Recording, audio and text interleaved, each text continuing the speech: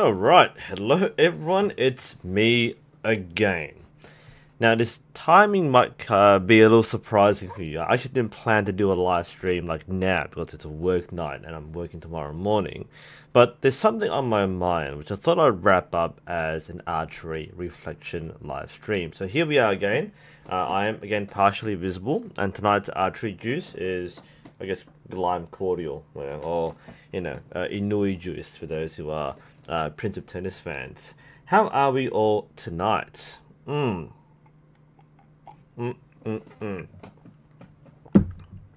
Green cordial. Not the best choice to drink at this point in night time. But hello to everyone jumping in. So, this will be a fairly short stream, I hope, because it's 11:30 here. I need to wake up for tomorrow. I've got a pretty big week ahead. But I wanted to get this off my chest because there are some things I need to learn about myself in terms of shooting. Nice to share this for you guys. But also, this is another public service announcement because I keep on doing this every month and it bothers me. So I want to kind of share this with you as a post-shoot learning experience. So we'll cut straight to the point in a very unusual live stream fashion. I'm going to talk through my most recent club shoot. So it was a very good day for archery. Basically no wind, which is a dream. It was unusually warm. I mean, it's mid-autumn now, so we are expecting, a bit of warmth. In fact, tomorrow's gonna be like 28 degrees Celsius, so it's gonna be unusually warm, like summer warm. Sorry. Yeah. Right. So it's going to be unusually warm. So it was a bit of a torching experience in the sun on Saturday. But in no wind conditions, you expect to shoot perfectly. So the stakes are much higher. We also held a round, which is ridiculously easy. It's a 30-7-20, so 72 arrows, 30 meters, 122 centimeter face, the big one.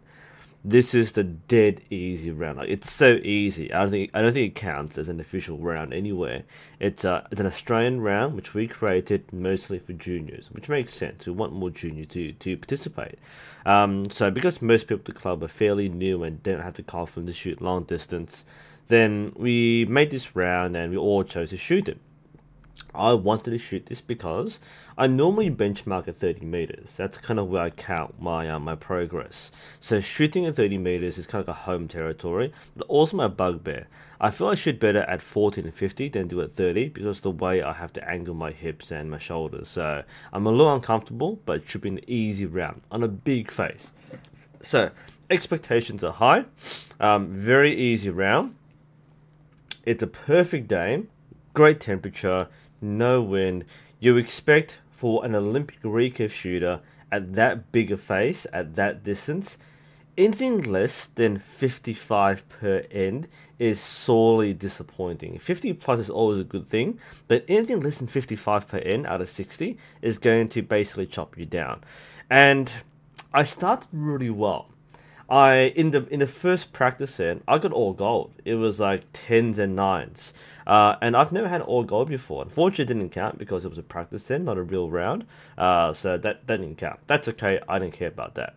So I started off really strong. And then right away, things went downhill. I started shooting left. Now, I've had this bugbear for me for a few weeks now.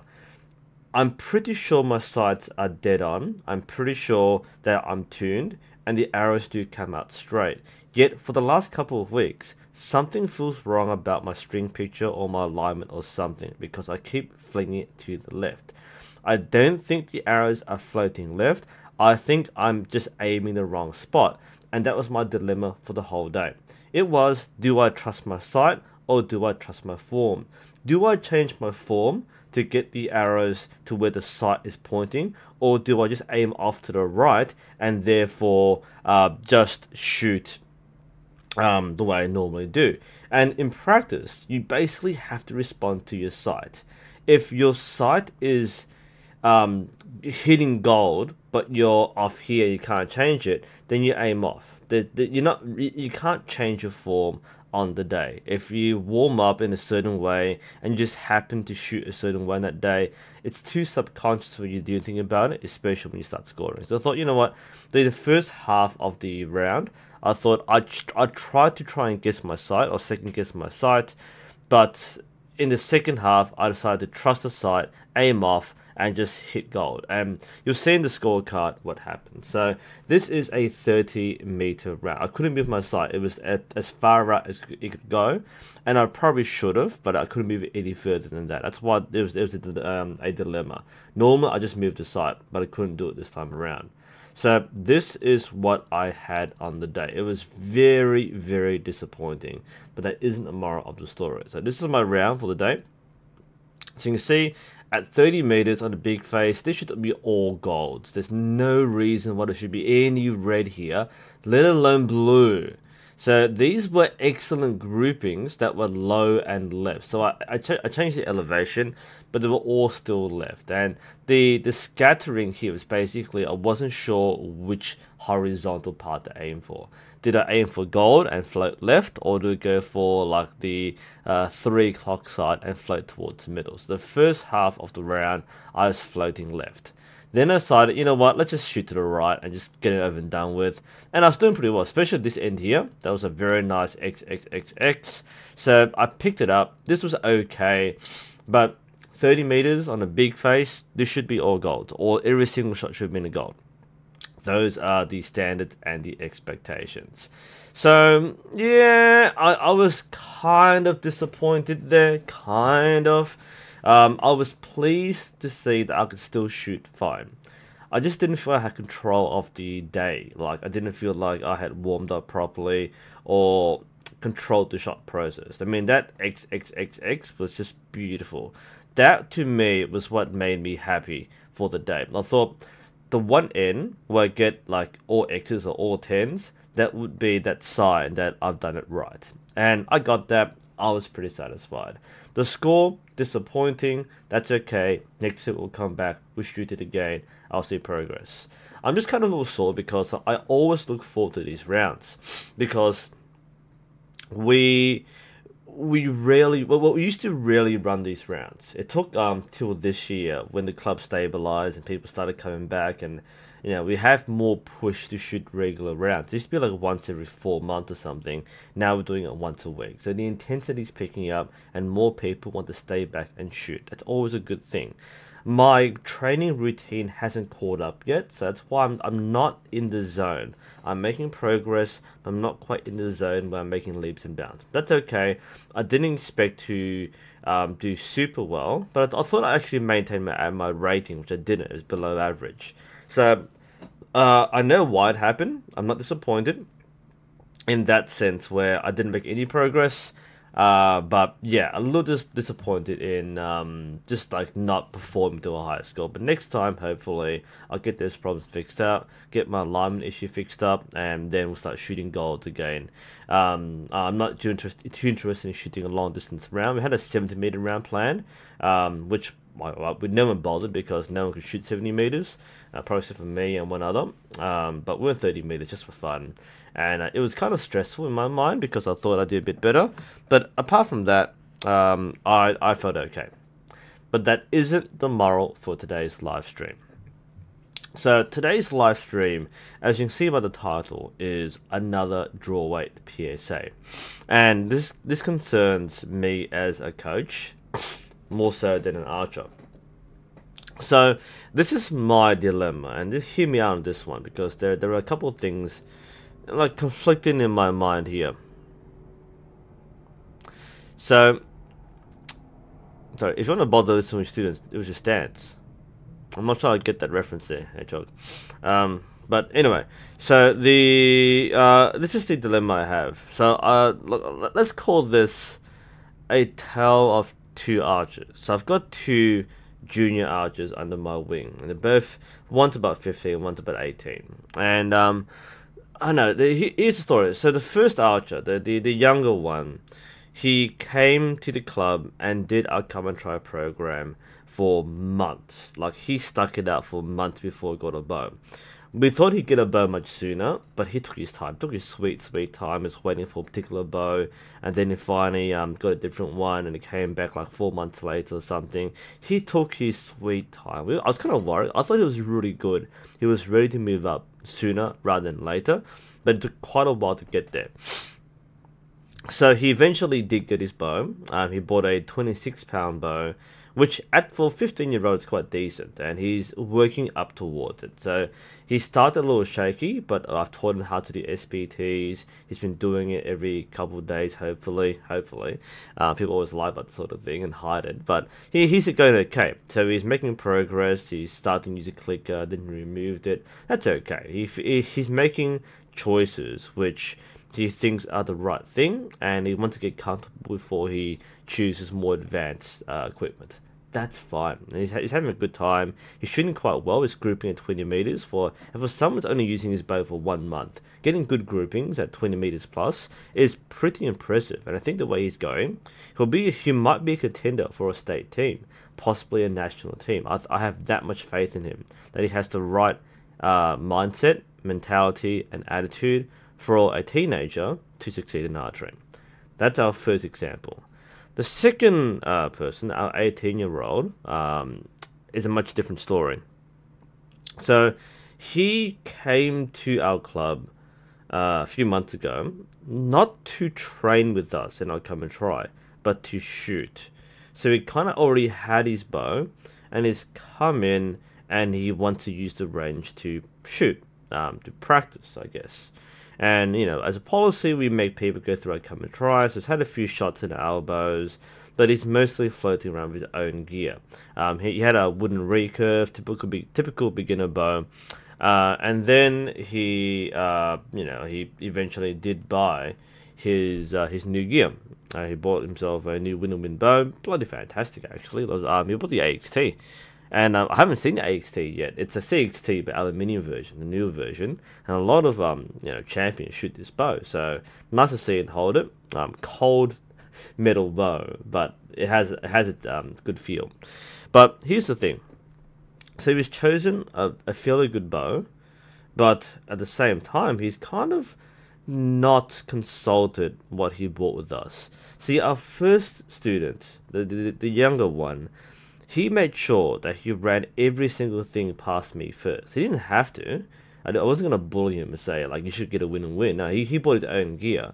But he wanted to know what to get first. So he had a few things in mind, asked some recommendations, and he took quite a while to make sure he bought the right thing.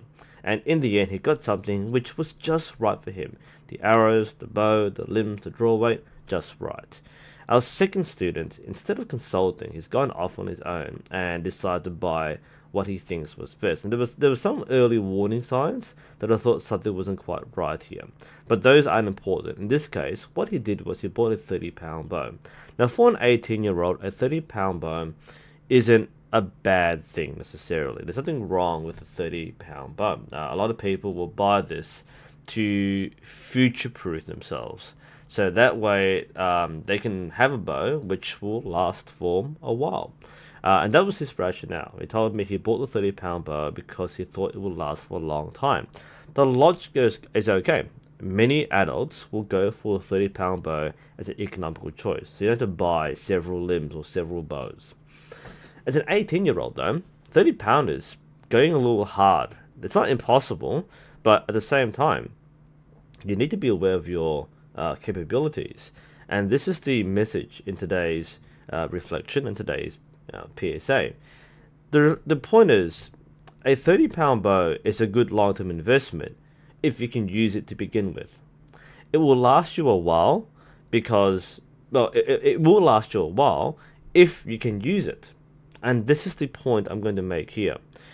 It was terrible for me to watch him use this bow because right away he's overbowed. He's doing everything that someone who is overbowed would do. Give you a moment to think about this. What do people overbowed do? They will, They will short draw, they'll pop their shoulder up, they'll fling the arrow, they'll pluck it, they have no control. It becomes a safety thing. I'll go into more detail about what happened a bit later, but basically you can see that there is really no way for this young man to control a 30-pound bow. And you're watching and going, why did you even do this? Like, what possessed you to think you could use the 30-pound bow? Now for some people that limit might be a 40-pound bow or a 60-pound bow, but a 30-pound bow for a kid is basically that mountain that we have to climb. So I'm puzzled, and I'm thinking, well, as a coach, what do I do? Okay, I've got one kid who is learning at a reasonable rate on a light bow, and we have our 18-year-old who, with no advice, no consultation, has bought himself a set of 30-pound limbs. Now he can easily drop down, but again, in hindsight, what is the thought process of someone who jumps to a high draw weight? Like, at some point you had to tell yourself, what am I physically capable of using? So what's the history here, right? Look, for him, he's used 15-pound club bows, and in my hindsight, he doesn't use them very well. Hasn't learned the fundamentals of anchor and process. So he tends to snap shoot, flings arrows. It's typical untrained behavior. So you kind of hope that over the course of a few weeks, with a light draw weight, he'll learn these habits. He used a 15-pound bow, he wants to use a 20-pound bow. He uses a 20-pound bow, that's okay. So he's using a 20-pound bow, he still exhibits the snap shooting habits. So again, no anchor point, just putting back and shooting. So then he gets a 30-pound bow. What the hell, right? 15-pound with no competency demonstrated. Then 20-pound, same lack of competency. He can shoot, but it's not doing anything right. But then you go to a 30-pound bow.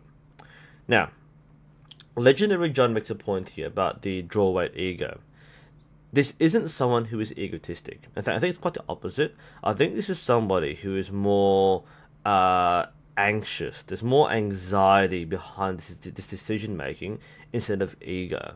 I have a sense that the 30-pound draw was chosen not just as a long-term investment, but more as a way to buff up what is otherwise a deficient personality. When you feel like you're weak, especially when you have a lot of pressure from yourself or your parents, then the idea of using a 30-pound bow is more of a manly side. It's not an ego thing.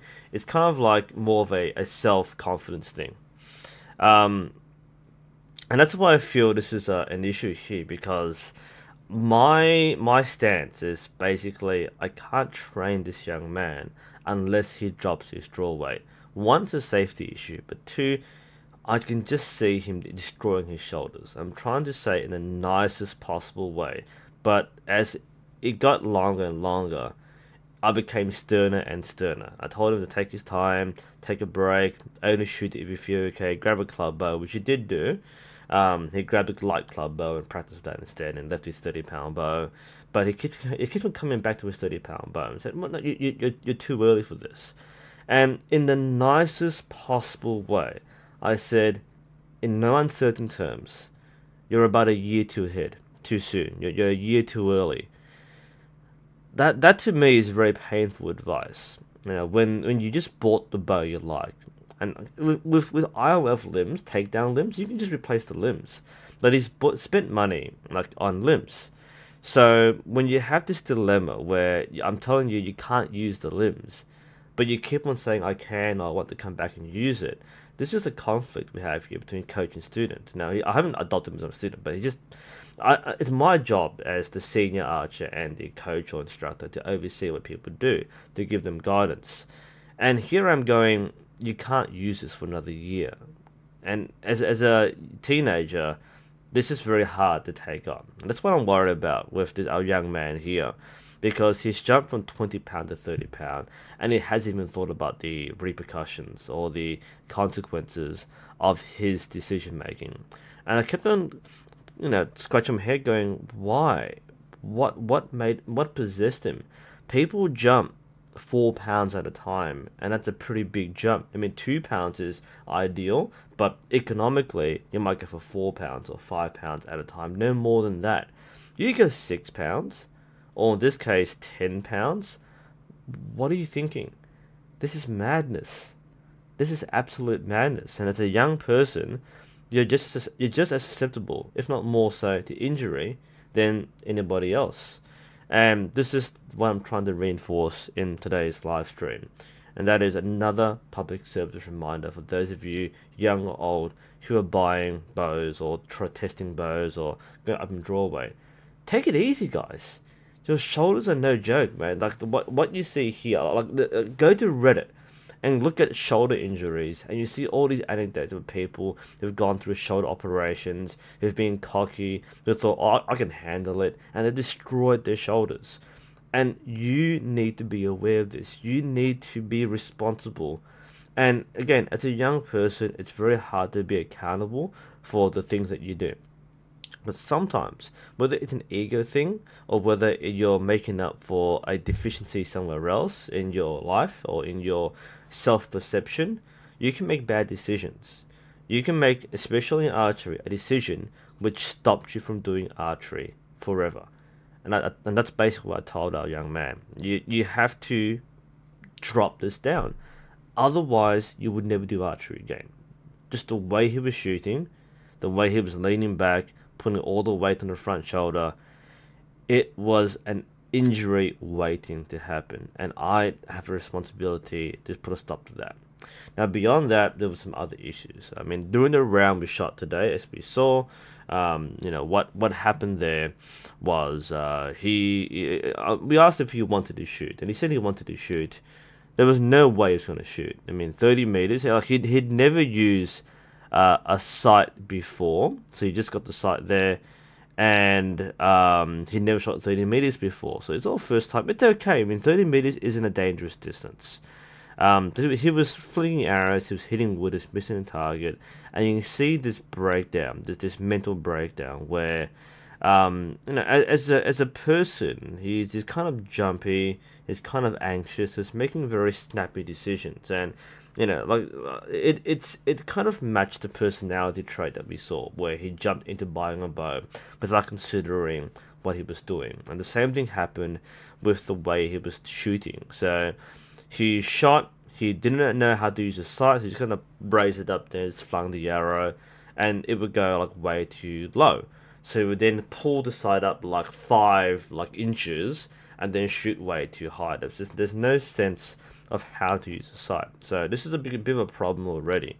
And he was changing every single shot. He shot low, he just changed it, shot high, change it, shot low, change it. It was just back and forward. And now, as an experienced archer, you would generally know that you would only adjust sights based on groupings. You don't adjust sights on an individual arrow, on a 1 arrow basis. Only pro shooters do that, because as a pro shooter, you know exactly where you should be shooting. Your form is assumed to be consistent. Therefore, you can change per arrow, and you need to maintain your points. As a starter, you don't know why you're shooting that way, and most of the time it's not your sight, it's you. And we're trying to teach him while shooting around, and this is what we do as a club. We teach people, we mentor people while shooting around. So unfortunately, a lot of it was piling up there. So for one, he had a dad there, and this is like helicopter parenting, lots of pressure, and he's getting pressure from us. We also gave him the paper scorecard because it's his first round. We wanted to teach him how to do a scorecard properly, and he was making mistakes left and right. He was just too jumpy. He was writing numbers in wrong spaces, writing the wrong thing. And all these small things pile up on you. When you're doing it for the first time, everything is a nerve-wracking experience. Everything is a mess. And it just didn't help. Again, I was very concerned that he's going to hurt himself. He has his dad there who's kind of shouting at him, and he's losing arrows, and he's making mistakes on the scorecard. He can't add properly, can't write numbers straight. It's too much. The stimulus is very high. So you can see this is a pile of different problems here. But it comes down to me, as an archer, the draw weight was the source of the problems here. If he chose a 24-pound bow, then he wouldn't have most of these problems. He'll miss a target, yeah. He'll still need to learn to use a sight and score on the card, but he wouldn't have to suffer through possible shoulder injuries and unsafe shooting.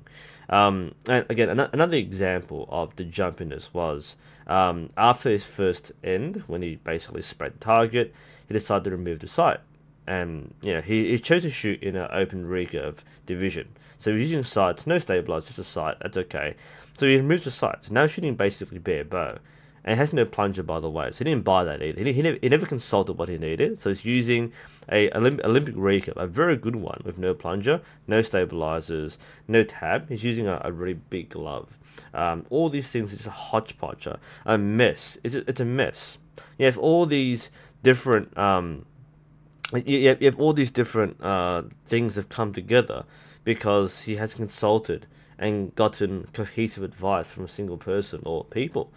I think this is all painting a picture of a dog's breakfast. So just nothing's coming together, and it just peaked in this round when he shot, where he removed the sight. We said, "Are you sure about this? I haven't used them before. I shoot better with that one."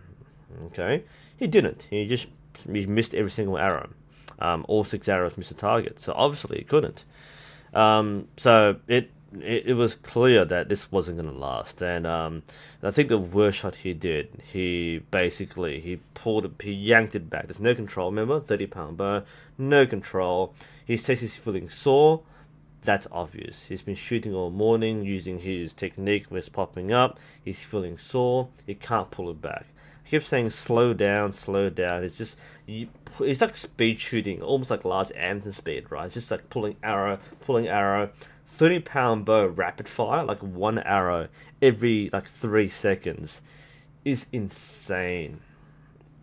And no wonder he feels sore, because I'm just watching him destroy his rotator cuff, shot by shot.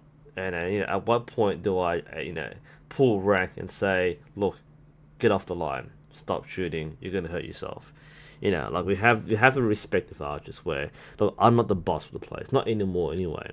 I'm a coach, but I'm not his coach, not person. I'm not contracted to teach. I don't have a responsibility to make sure he doesn't hurt himself. But what I have is a moral responsibility, not a contractual one. And eventually he quit anyway. So after his third end, he quit. He said, I quit, I'm done.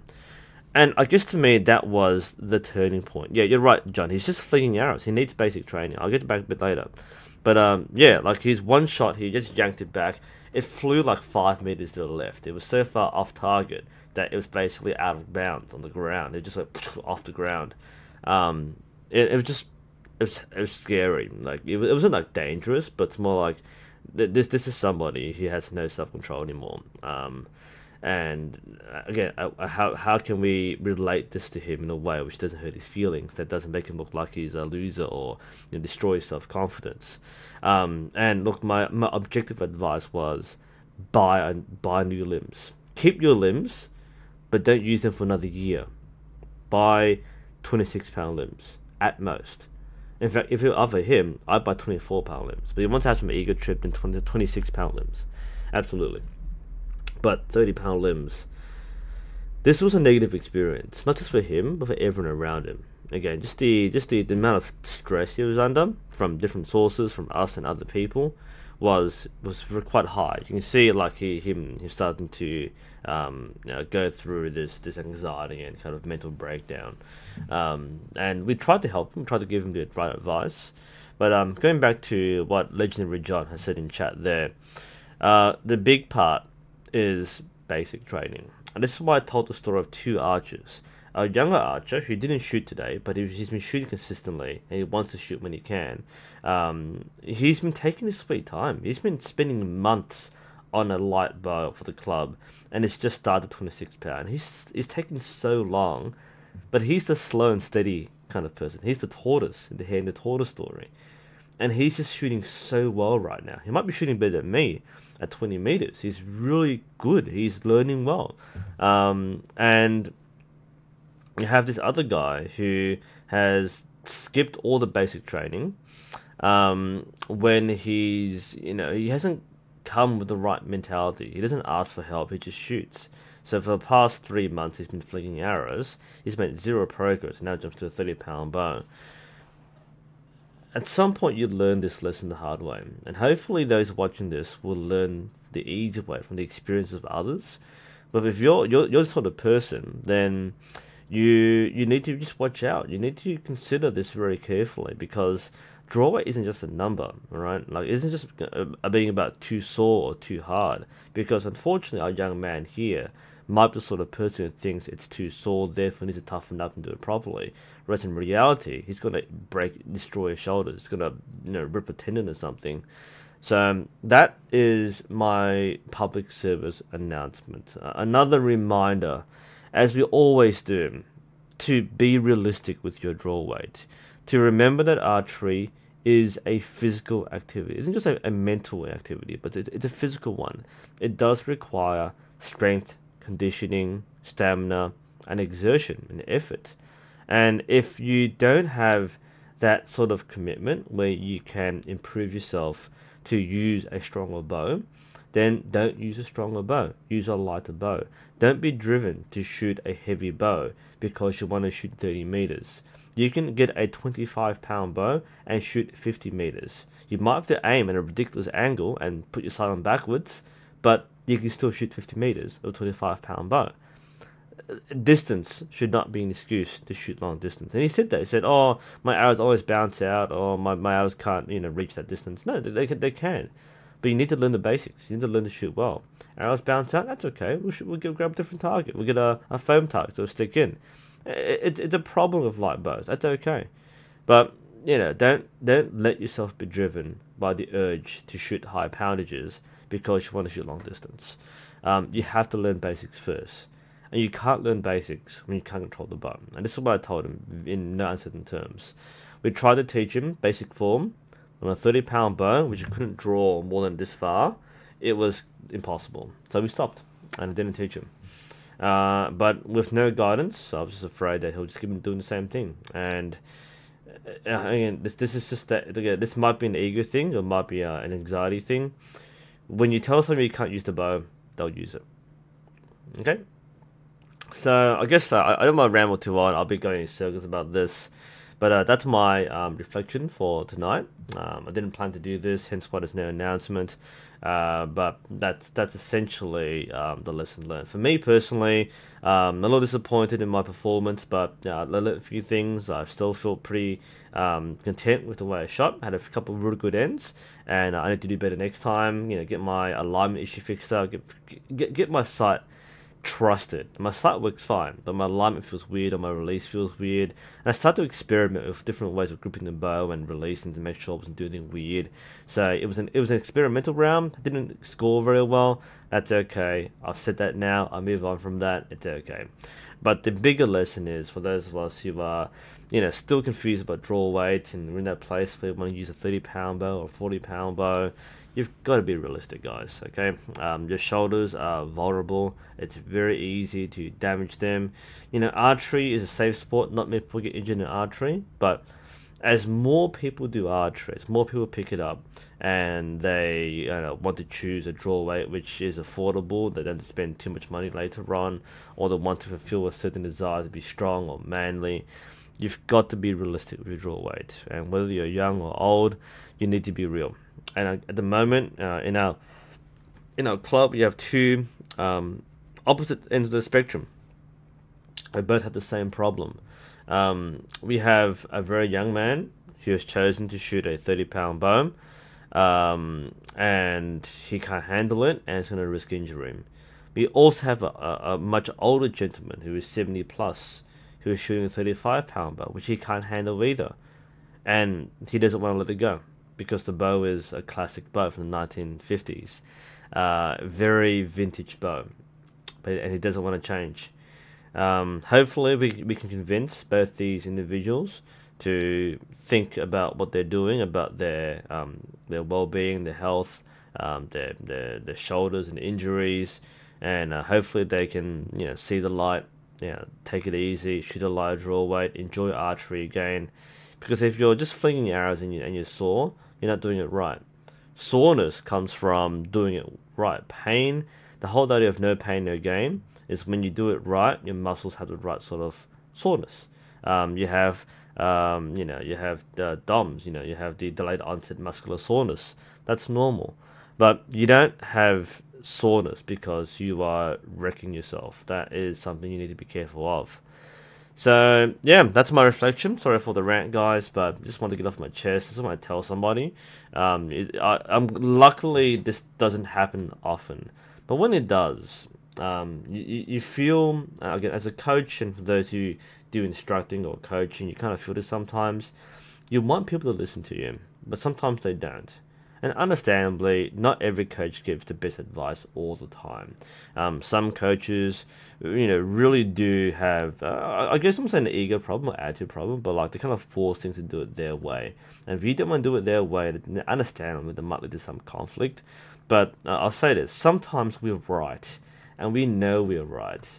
And when we see someone push the advice away, do their own thing, and then we're proven right the hard way, you still feel bad about it. You know, there's no gain from this sort of thing. Anyway, let's take some questions. It's past midnight. I want to do something else and do some schoolwork and do teacher things. But hopefully you've learned something from this. Let's get some last questions. That's some comments before. Sorry. Been doing too much commenting lately, so...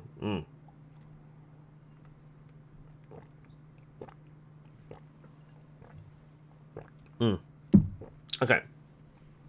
Earlier, Arnest, you had a point there. Can he train up his strength to use the higher poundage, or is his only option to buy a low poundage bow? This is actually a really good question, because hypothetically, there shouldn't be any reason why you can't train up to use a higher poundage bow. And for a lot of people who watch others shoot high poundage bows, like 50-pound bows, they have to get there somewhere, right? And you often see these people train. So there must be some kind of inherent thing. Look, I can shoot a 60-pound bow once, right? But I can shoot 50-pound bows. I mean, I think my maximum weight is probably 60 pounds. I can't shoot it more than once, but that's my maximum weight. But I can shoot 45, 50, 55. I can do that. And I see a lot of new guys who see me shoot, and I pull some random bow out, it's like 55 pounds, or on my draw weight, on my draw length, it might be 50-pound bow. And they're like, wow, you're like this typical average Asian guy pulling 50 pound. Like, well, what's the secret? And, you know, I've done archery for 6 years. So I've been constantly using my archery muscles for 6 consecutive years, and you know, lightweight, high weight, recurve, trad, and now horsebow. So I've been making use of my archery muscles consistently. So even without any specific training, I've acquired a certain level of fitness and conditioning that allows me to use bows. But if I want to shoot a 50-pound bow consistently, I have to train for it. So I do have to plan this out. Now, the idea of moving up to a higher draw weight involves a routine, a regimen. Just like with weightlifting, you can't expect to use higher weights, heavier weights, without a planned training regimen. You don't passively become better at lifting weights. You have to work for it. So could he condition himself to use a heavier bow? Yes, but here's the thing. Basically, his strength stat is too low to hold the bow. That's my problem. If you, if you can use the bow, you can physically pull it back, then you can do things like SPTs to train up for and use it. It is possible to go outside of that and go to the gym and do weights or go on a rowing machine, and that can also help you use the bow. So the answer is yes, you could. You could. The issue, therefore, is does he want to? And I doubt for him as a high school student that has time to go to the gym and go on a rowing machine just to use a bow. So I don't think so. I think the only option for him is to... just remember, he hasn't learned basics. He has very poor fundamentals. So even if he could physically use the 30-pound bow, he doesn't have the training to use it well. The only way we can teach him fundamentals is on a light bow. Now, if he doesn't want to use club bows, he can, he does sometimes, but his own bow, if he bought the bow, he doesn't want to leave it there for no reason, right?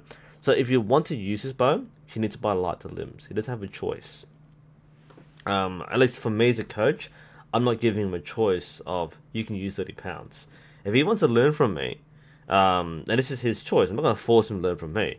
But if he wants to, he has to learn on a lighter bow, because I cannot teach him on a 30-pound bow. You can see him shake, you can see his muscles creak. It is a disaster, and I would feel irresponsible to train him on a bow he can't physically handle. So that's the answer to that question there. So no, you probably can't train for higher weight. He must learn fundamentals and increase the weight as he passively shoots and becomes stronger, both physically in terms of his growth as a person, as well as in terms of archery muscles. Quick question I saw before from Hedgehog. With the older guy, you could lend him 28-pound limbs. No, his bow is a 1950s one-piece bow. Takedown bows were around then. Okay, so that's not an option. It's hard to convince someone. This to be like if this is the takedown bow, easy. Just lend light limbs and he'll be okay. But one-piece bows are very difficult, and especially the vintage ones where you don't want to let go of it. This is actually a problem with older shooters. They've had their bow for like decades, and it means a lot to them, and they want to shoot it again. But the problem is that they weren't as young as they were 30 or 40 years ago. So you can't expect to not do archery for 40 years, then come back and shoot the way you shot with the bow you shot 40 years ago. And that's the kind of problem you had there. Hi Flip, by the way, nice to see that you're enjoying your bows. PVC bows is a good start, especially in Brazil. You know, it's very hard to find facilities and you know, shops and all that. So nice to see that you are giving archery a shot. All done. Dominic had a question, why string shoot my jaw? I'm not sure what the question is, so you might want to rephrase that. I'm a little confused there, so I can't help too much there. Sorry, pocket punch, I'm going backwards, but pocket punch, I think the question's already answered. The point there was, you're a fairly strong guy, you can flat row over 100 kilograms, and you find a 35-pound bow difficult. That's not surprising at all. But yeah, no, the archery muscles you use are quite different. Even rows, like archery involves both strength and technique. So a lot of people who do have strength to use a bow will still struggle. What else was there? Yeah, Legendary John had a comment before. To other archers, if increasing poundage doesn't get you better score, then why increasing poundage? Such good advice. And people always ask me, when should I go up in draw weight? I keep saying when you feel like you need to. And the need is something different. If you feel like you are shooting really well and you want to, and you think that's as far as you can go, then you consider going upwards. But if you're shooting average, and you know, going to a higher draw weight won't change that. You need to shoot well before you go up in draw weight. So when you go up in draw weight, your performance will drop. It won't get better, it will get worse. That's the general rule. Increasing draw weight will worsen your results until you adjust that draw weight. So don't expect to get large gains, if any gains, by going up in draw weight. This is super important. If you're only shooting at 30 meters, then you don't need a 50-pound bow. 50-pound bow, if even that is 70 meters or 90 meters, you can shoot a 35-pound bow at 70 meters and be okay. So don't feel like you need to increase draw weight. And many people will shoot much better with a lighter bow than if they shot a heavier bow. Legendary John again, sorry, this is a question from earlier. Has anyone ever snapped at you when you told them they can't handle their draw weight? I haven't had people snap at me, but I have. No, the response isn't one of anger. It's more like rejection or denial. Like it's like the way I do things. I give people a choice. I say, you can use this, but you have to be really careful with the way you lift your shoulder up. And for them, it's like, okay, I'll do that. I'll keep my shoulder down. So some people actually fix the problem, but a lot of people, you know, they don't come back. Okay, so they feel like, oh, I don't be told what to do. I'm not gonna come back here. They're all like, you know, pretentious dickheads. So they don't come back. That's fine. Win-win for us. We don't deal with someone with ego problems and then have someone boss them around. If they want to tear their shoulders up in their own backyard, that's their prerogative, not my responsibility. We've done what we can to make sure people do it as safe as possible. If they don't want to do it safely, they don't do it with us. That's a very clear stance, a very clear statement. So I haven't had people snap at me, but generally people who are in denial, they don't come back and shoot with us because they don't want to be around people who tell them not what to do. Sorry, a little more green juice. DG, if I shoot once a week, how many arrows should I be shooting for a good practice? I'm using a 30-pound draw, and it's basically at the top of my draw weight. Can shoot for 1.5 hours. Yeah, 1.5 hours is fine. If you're counting arrows, try to go for at least like 150 arrows per session. And you might accumulate like 1,000 arrows per week. That's a pretty intense practice schedule. So 1,000 arrows per week is probably like pro level. So if you get half of that in a week, you're doing pretty well. So doing 1.5 hours, before performance drop, that's a pretty good session. Yeah, try to aim for 100 to 150 hours per session. You'll be right. But remember, shooting by itself isn't training. Check my video from today, the SPTs, because we talked about this point. Training isn't just shooting. Training involves things like conditioning, it involves things like stretching, weight training for some people. So don't feel like you have to shoot and only shoot. You might want to add different training elements like SPTs when you aren't shooting. You hate to do so. And it feels like a waste of time because you want to shoot archery, but don't forget that shooting a lot, it gives you some big benefits and gains, but it doesn't solve all your problems. Remember that. Yeah, Carson has a good point there. Going from 32 to 36 took a long while. Absolutely. Okay. I mean, my personal progress, I went from 18 to 20 to 24. Then I tried the club's 32 pound bow for about 2 months.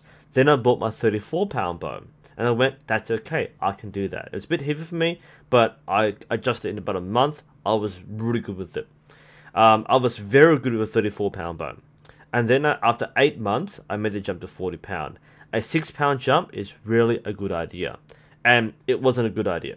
I reset my progress, and that was a bad choice. Now I'm okay, but I still think I can shoot much better on a 34-pound bow. So I bought the 40-pound bow on the presumption that I was going to continue my dedicated archery training regimen, that I would physically get the strength to do it by shooting constantly and doing SBTs. I knew about SBTs like 3 years ago, so I expected to improve in an almost linear way, which is kind of optimistic, but I thought I would. I didn't expect to go through a slump of 3 or 4 years where I had to run the club and not train, and it was a surprising turn of events. So I would not recommend my progression pathway to other people. I wouldn't go to a 40-pound bow with my current level of training.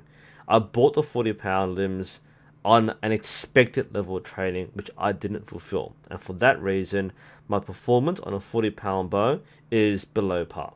And that's my reflection. This is the reality check. If I drop down 5 pounds, I probably shoot twice as good as what I'm now. Not exaggerating, that's reality. Do I do bow hunting? No, I don't. It's a spear.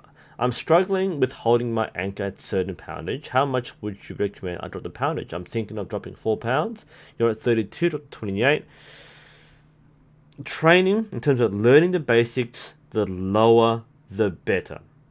If you learn the basic fundamentals at a light draw weight, then you can do it on a heavy draw weight. If you shoot too high, you will never learn fundamentals. So go as low as you can.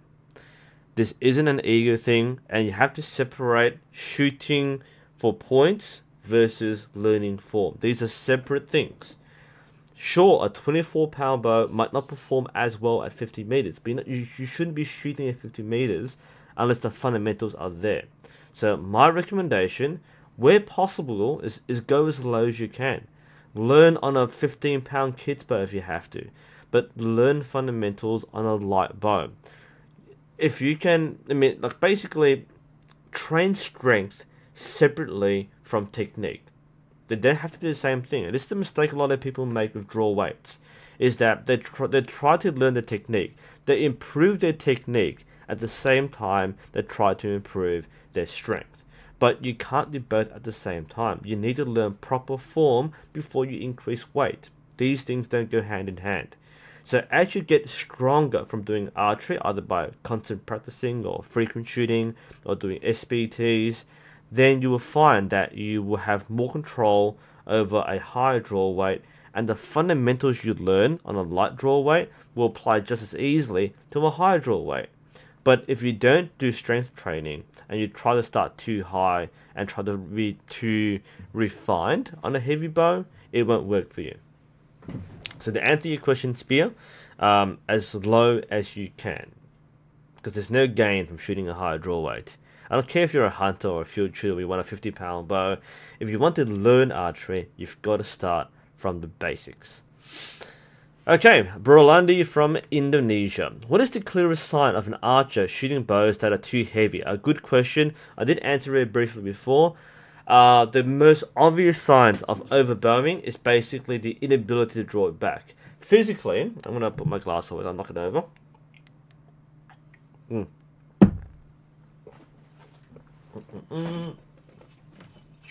Here's the bow.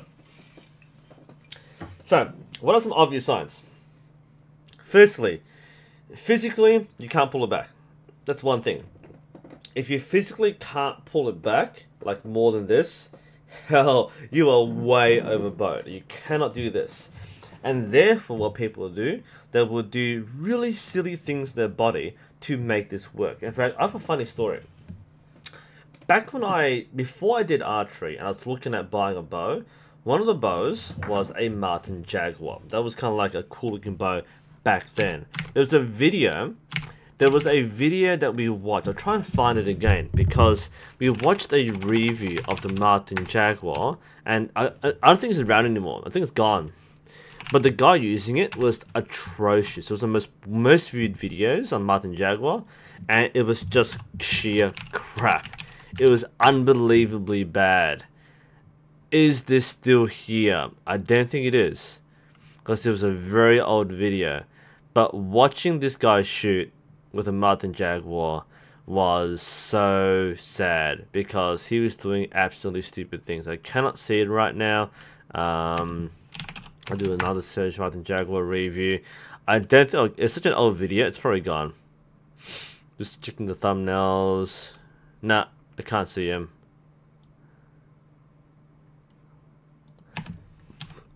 Let's try one more search. Because there's a certain name he used. I can't find it. I'm glad I can't find it. I'll probably rip into him again. Okay, where was I? Sorry. So, what he was doing in this space, he was a left-handed shooter using a right-handed bow. Didn't work very well. But the way he shot was that he would basically, like, he'd have to lean back so far this way. So this is even by people doing stupid things. They won't use proper technique for one. They can't do a proper technique, so they use incorrect technique, which is more like to harm them. So they'll do something like this. They will probably use a chicken wing, because they think that using more bicep will be more powerful. Then they'll do things like lean backwards, because they think leaning backwards gives more strength, which actually makes it worse. So they'll lean backwards, or chicken wing, they'll lean backwards, and they'll do everything they can. They'll point the bow upwards, they'll kind of really lean back like this, and they're just pulling as hard as they can with their arms. It's a natural reflex to pull more of your arms. That's one of the biggest giveaways, is the leaning back and using your arms to pull back. And that's basically, if someone's doing this, then they're obviously overbowed. That is the most obvious sign that someone is using a bow that is way too heavy. It's just the inability to pull the bow back. If they can pull it back, it's very forced. You might see them yank it really fast. They'll go like that, but they can't anchor because again they have no control. It's like when you lift a weight too heavy, you do it really quickly, but you don't know what to do afterwards. And this is a case with on the beginners. If they're overbowed, they'll pull it back really hard, and they can't do it. They can't anchor, they can't expand, they can't do anything. They're basically fighting the bow, and they'll release. The arrow will flop around, and it's just terrible. In my early days, one of the visitors to a club, he shot a Martin Jaguar. Funny enough, and he was basically half drawing. he was shooting half draw like this. Not even close to a full draw, just half draw. He was lobbing arrows like this, just half drawing, but just simply couldn't pull it back. And no one told him. No one told him to overbowed. So those are the obvious signs that people are overbowed, and that is they can't pull it back. They just physically can't do so. And the more they try, the more they get injured, and that's the reality. So that was the answer to Berlandi from Indonesia. Ding. Do you train much these days? You see more stable as your bow in the last few months? Yes. Because we've stabilized the club and we have more club shoot and more club days, I'm spending probably 4 days per week on the range doing something, either training or shooting. And now that I've covered the SPT video, I'm more likely to do more physical training. Now I'm feeling in a good place. This may be a topic for a different video, but my struggles with mental health are tied very closely with my struggle in archery. So I came into archery with bad headspace. And because of that, a lot of my struggles have been reflected in both worlds. Now that I'm in good headspace, archery is starting to catch up again. So a lot of it is tied to mental health, and I'll talk about that in a different video. But yes, I am training a lot more, probably 3 to 4 times more than I used to do. When I started archery, I used to shoot every 2 or 3 days. Really had fun. I grew very quickly. Then for the last 4 years, dropped to like once a month. Now it's back to 3 or 4 times a month. We'll see a big move, hopefully. So yes, spear 20 pounds, fan bloody tastic. You're gonna enjoy 20 pound. It's more fun to shoot. You'll learn more quickly, and as you learn, you will get more strength. And as you get more strength, you shoot higher poundage. So don't force yourself to shoot too much too soon. I've got a video on that still on that topic. Hedgehog, you're shooting your 32 pound bow for the first 40 arrows, then get back to 26 pound arrows. Yeah, that works too. Some people do that. You know, they'll kind of mix high and low draw weights based on how tired they are. One thing I don't like seeing people do, and this is what our young man did today, is as you get more tired, you remove things from your bow. It's not going to help, you know. Either shoot for a lot of draw weight for the whole thing, or like shoot the whole thing and just don't take it off. It doesn't make any sense to remove things.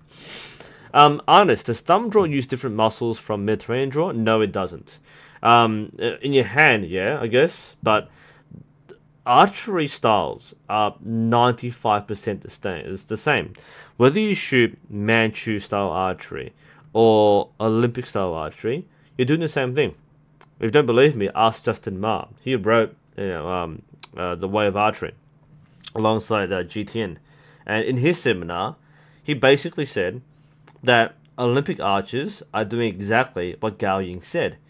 The form and the principles which he outlined in his manual are the same things which modern archers do. And this is what people sometimes miss, is that they think, oh, Olympic archery is so weird and all that. Actually, they're doing exactly what traditional archers did in China 500 years ago. The muscles are the same. Gao Ying talks about expansion. It talks about shoulder alignment, elbow alignment, back tension. All these things are dictated in the manual, as we still see in the FITA World, a training guide, level 2, for example. It's exactly the same. So the muscles are the same. If there's any differences, I'm using my thumb rather than my fingers. Otherwise, muscle usage is exactly the same. Okay, so Dominic. So first day shooting with gloves, and my jaws don't feel this good. I'm still not quite sure what you mean by your jaw. This is your jaw, right? Are you having a problem with your fingers here? Is that your problem? Because I'm not too sure. I do apologize, Dominic. I would answer your question in Polish if I could, but unfortunately I don't speak Polish. I'm not quite sure what you mean with your gloves. Do you mean your fingers don't feel good, or does this part not feel right? Okay, so I'm not sure exactly what you mean. My apologies. Sebastian, I have a problem where about 1 in 5 arrows drift way too far to the left. What form error is most likely at fault here? It could be a lot of things. It could be string alignment, but often it's probably to do with your release. Especially if it's only 1 in 5, you have 4 decent shots, and one shot might have a pluck. So if you pluck, the result is that the force, instead of going straight back in a straight line, is going off center. You pluck the string, and therefore it flies off to the left. If you're a right-handed shooter. That's often the case. As Carson mentioned, it's typically a release problem. It also might be an elbow alignment problem. And this is what I'm struggling with my shooting. I'm quite erratic left to right. Often, I'm not feeling the elbow in the right position. Especially when you're fatigued, you don't quite get the same alignment every single time. And my goodness, doing bad form is really painful. So it has to remind me not to do bad form demonstrations, because even in, like, I'm faking bad form, I'm exaggerating bad form for the live stream. You feel that in your freaking shoulders, man. Ow. This is a public service announcement, but shoulders are vulnerable. Man, don't do that. I mean, I wouldn't do bad form on a 20-pounder. I'm doing bad form on a 45-pounder. The bigger point here, you feel that. Ow. Best training aid that you've tried so far?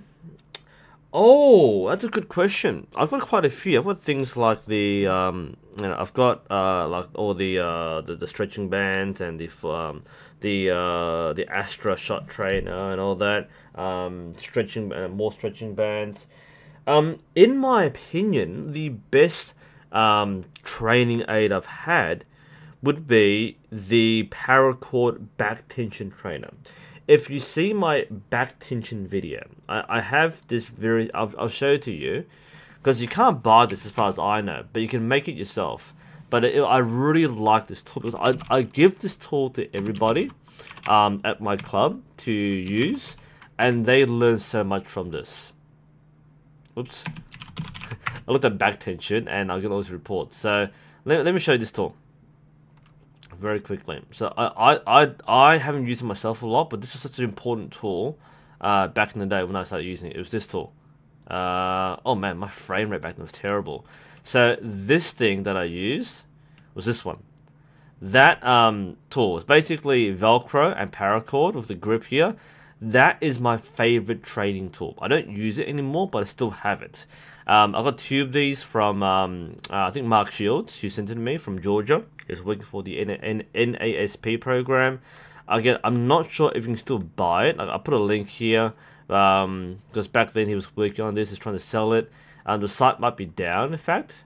Wouldn't be surprised if it was, because they're selling some equipment for the NASP program. Yeah, site's down.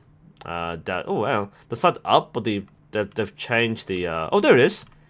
It's on here. Hey, well done. I'm really glad. I'm gonna change the link right now. In fact, I am really glad that this one took off, because unfortunately I had a falling out with the organization, not with the inventor. I think he did a great job, but I had a falling out with the NASP. I didn't work with him initially, but I'm glad that this is now available to students. So this is my favorite tool. This is designed specifically to teach people how to use back tension, and to me that was my favorite tool. It's the back tension trainer thingy. What's it called? I was gonna look at it. It's a string bow trainer. Okay, there you go. String bow trainer. Really enjoyed it, because the idea is that a lot of people struggle with back tension. So to teach it, you have a device which you can only activate with your back muscles, which makes a lot of sense. So that is my favorite tool. There you go. Okay, Curtis Channel has a quick question. That is, explain stacking. Yes, please. Sure. So with stacking, I'll give the basic definition as well as the reason why. So stacking basically means that when you draw your bow to a certain length, it will become exponentially harder. Okay, so it's not linear. There's a graph which goes upwards the further you draw. So it starts easy, and it gets harder and harder and harder as you pull back. Now, for the most part, most limbs will be quite linear up to a certain point, depending on the bow. Smaller bows will stack sooner than longer bows. Basically, what it means is there's a point where things will suddenly get very hard. Now, I have a short draw length, so I will basically never stack any bow. but even people with the average 28-inch draw length will experience stacking on some bows. And if you have long arms, you will stack quite a few bows. So essentially, it's kind of easy going until you reach a point where it becomes extraordinarily difficult to pull it back. You can still pull it back, but it gets really, really hard to do so. That's called stacking.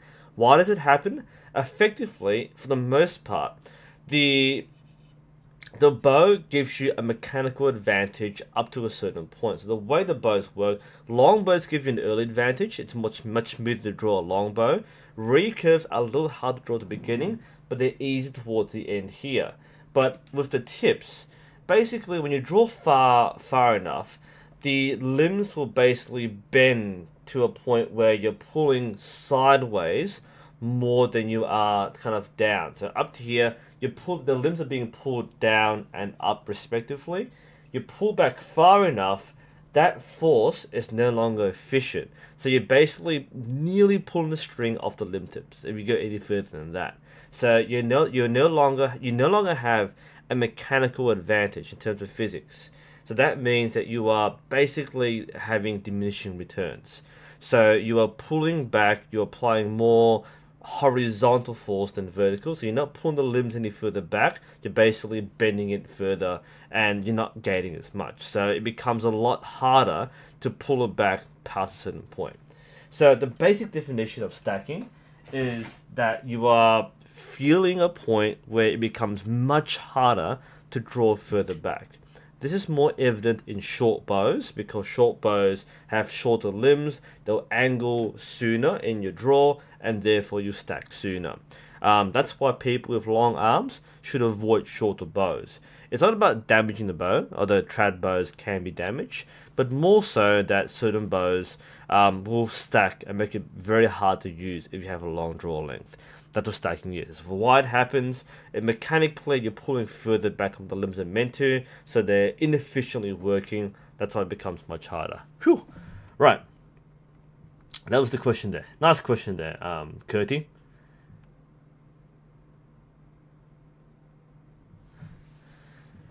Alright, honest. Also, I'm curious if one uses the same bow for thumb Mediterranean draw. Yeah, no, it's fine.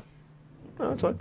Yeah, I mean, any like Eastern style bow, any horse bow can be shot both sides. You can shoot a Manchu bow, a Mongolian bow, or Hungarian bow on both sides. It's ambidextrous. Will the drawing have to be switched? No. Yeah, you can shoot. You can change sides. I don't have my my thumb draw bows here, my Chinese bows here, but you can shoot both sides interchangeably.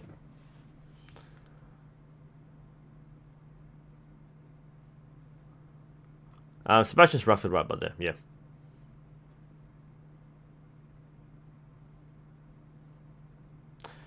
Yeah, that should be right. I mean, most people find longbow a bit easier, but it depends on which part of the draw we're talking about. Okay, so the longbows, I'm trying to understand this mechanically because I'm not familiar with the physics too much. But recurves and longbows are slightly different. Longbows in general are easy to draw back. It starts a little harder. Now, I think what I'm saying is because the longbows have straight limb tips, not curved limb tips, basically it's hard to draw back initially, but once you get past that point, it becomes quite easy to draw all the way back. There's more leverage from the limb tips. Oh, is that right? Because recurved limb tips have more leverage at full draw, which is why they're faster for a given draw weight, whereas the longbow limbs are easy to draw back. Someone has to fix me this one. I might have been reversed here, but it's basically one is easy to draw, whereas the other one gives more advantage to releasing, and it's a weird definition. But recurves and longbows have a significant number of mechanical differences. Ooh, sorry about that. I have thought about giving my bow a cool elvish name, even only cooler than your thoughts. As much as I love Tolkien and the Lord of the Rings universe, I haven't thought about naming my gear. I don't name my gear. To me, my bows are tools, so I don't have an attachment to my bows. I'm all in favor of coming up with awesome names, but I don't name my bows. Not even my Elvish bow, which is literally an Elvish Ranger bow by name. I don't have a name for it. It gets awkward because people ask for my bows. I say, oh, my Olympic recurve, my win and win, my Hungarian horse bow, or my Chinese bow, or my Mandarin duck bow. I've got so many bows, but I still can't distinguish between them. So because it's more the brand, the model, more so than the name. I don't name my bows. How do I get the best performance out of the limbs with the bolt adjusted in poundage? What do you mean by performance? That's a kind of a hard thing to describe. What is performance, Carson? And you have like 5 minutes to explain to me because I'm heading off. Yeah, Sebastian is probably that's my answer is the sweet spot in your brace height. So not too much vibration, but not too great so that you lose like full speed basically. OG, do you need to use a plunger on modern recurve? On modern recurve risers and magnetic wire rests. Looking to do bare bone, I kind of want to do as simple as possible. Horizon rise and get the limbs. Let me show you something quickly.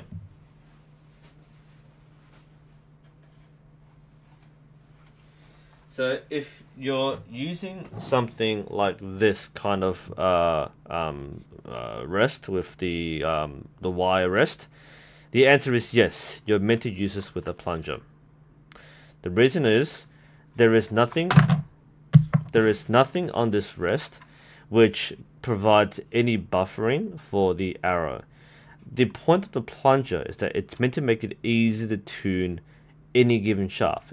Because the bows are center cut to the point where it's much easier to shoot straight. You still need a plunger to push it away from the riser. That's basically the idea. So it makes it easy to tune. If you want to go as simple as possible, then go for the plastic rest, the Hoyt Super Rest or the Hunter Rest. The Super Rest is a bit of a target shooting because they do come with a flap. I don't have one here, or do I? I've got like 1,000 lying around probably. Is there one over here somewhere? The answer is no. But yeah, go for a plastic rest because they do come with that thin flap, which acts as a buffer. So it kind of acts as a plunger. But if you're using a wire rest, they're designed to be used with a plunger. So you do need one. Otherwise, you will have clearance issues, and you can't really solve those without a plunger. Otherwise, use a plastic rest. You don't need one per se. You can still shoot okay with that one, but your tune has to be spot on. The plunger gives you a substantial amount of margin in terms of perfect tuning, because you don't need to have the arrow perfectly in tune. The plunger gives you a lot of flexibility, and if you can't find the perfect tune for your arrows, then if you don't have a plunger, then you're kind of stuffed.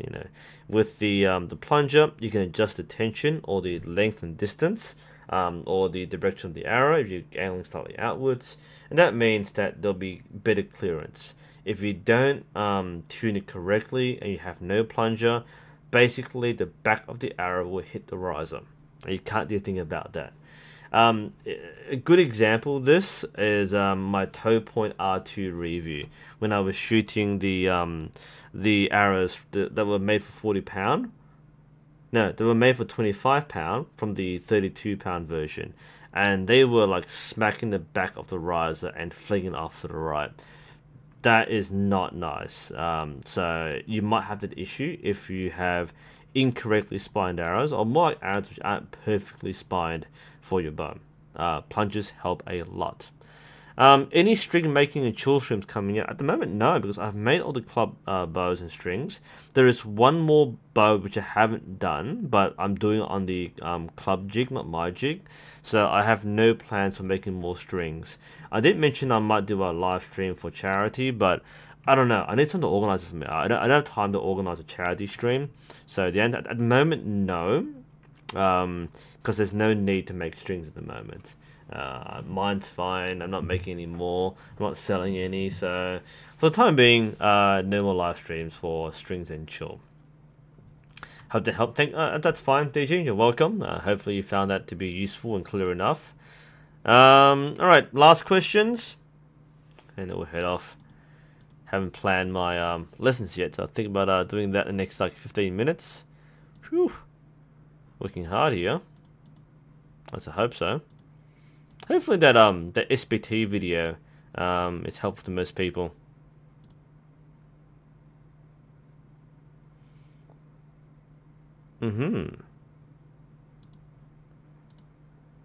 Alright. Yeah, it would be cool.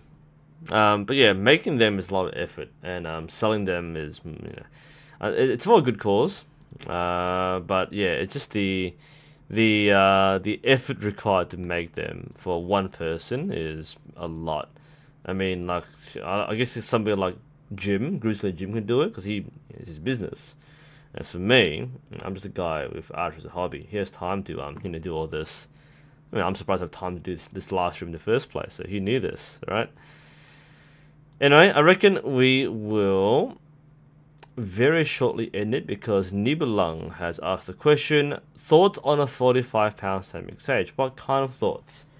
In my hand, I have a 45-pound Samick Sage. Is there anything specific you want me to talk about? I've reviewed this exact bow, by the way. Check out Search up Samick Sage on YouTube. You'll find my exact thoughts. Otherwise, if you have any questions, you can ask me. I don't really think about it. It's a nice bow, by the way. Talk about the Samick Sage by itself. The Sage is a nice bow. You know, nice feel, very smooth, good big grip there. Very good bow for its price. It always was. And now it's kind of getting out of vogue because now you have like brands like Mandarin Duck coming in. You have Junsing, which we're being rebranded as you know, Galaxy and Lancaster. The Samick Sage was always a good bow. So well, there you go. You have one. Oh yeah, there we go. It's a nice bow. You know, 45-pound bow, punches nicely. Good bow. Okay, alright, I will head off, guys, because it is a school day, so I'm getting a little tired. I want to maintain some good sleep habits, so thank you for joining me for this reflection. I know this is a surprise live stream, but hopefully, again, you've gotten something out of this, especially with draw weights. I know a large part of this conversation was about draw weights. Take it easy, guys. Whether you're young or old or middle-aged, draw weight isn't a joke. It's much better for you to pick a weight you can handle and have fun with, rather than pushing yourself to shoot a higher draw weight. There's almost never a reason for you to need a higher draw weight, so just keep that in mind.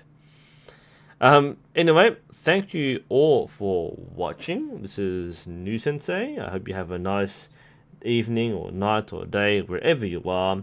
I will be hosting my Archery Q&A, the actual April Q&A, next weekend. So I'll be posting a thread on my YouTube channel and my Facebook page. So if you want to ask any questions and have something in the live stream, then feel free to send me a question. I'll answer that in the stream. Again, thank you all for joining me. It's NUSensei. I'll see you next time.